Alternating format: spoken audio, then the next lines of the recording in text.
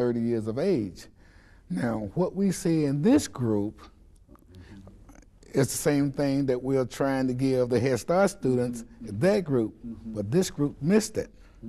So in essence, we are just having to back this group up, realizing that they're adults, but we're doing some of the same things for this group as we're doing for Head Start. They still lack self-esteem, they lack responsibility, they lack the same things that you're trying to start these young children with. Right. These older ones simply missed that somewhere. Is that, and that's absolutely, and that's what we're dealing with now with the students that we have in the self-sufficiency program that are 18 and beyond.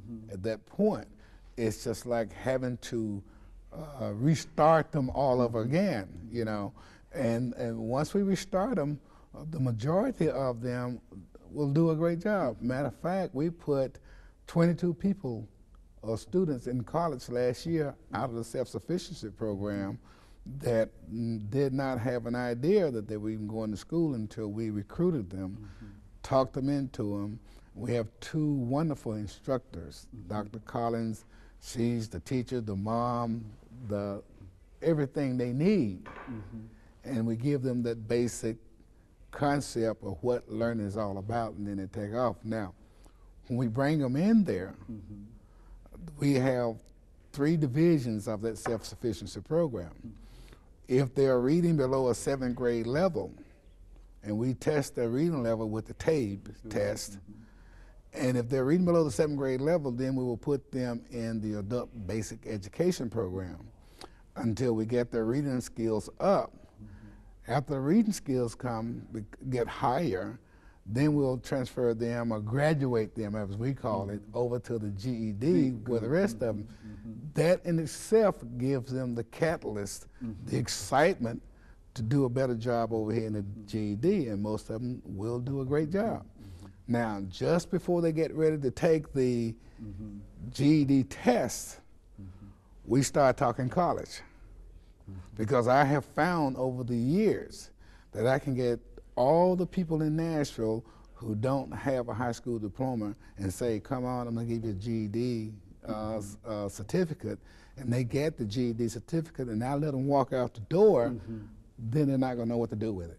So we have to keep them, track them, carry them further, and that's how we were able to put 22 people in college. And so you've got an accelerated, really an accelerated learning program that's based upon program learning and many other things in terms of testing them, and then with the ultimate objective of perhaps doing the GED and then entering into higher education. Is that yeah, it's a more accelerated, but it's still one step at a time. Okay. But we just don't talk ABE. Let me interrupt you here, and of course we'll be back with you following this short commercial break.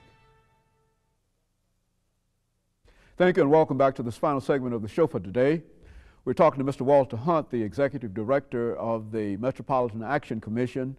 And of course, Mr. Hunt, this final segment, let's give you an opportunity to sort of wrap up the Metropolitan Action Commission today and to give us some of the new programs and some of the other programs that you've not had an opportunity to talk about. Let's do that, and I think we'll have a full show today. Well, you know, one of the things that's often said about the Metropolitan Action Commission that it is probably one of the best kept secrets in Nashville.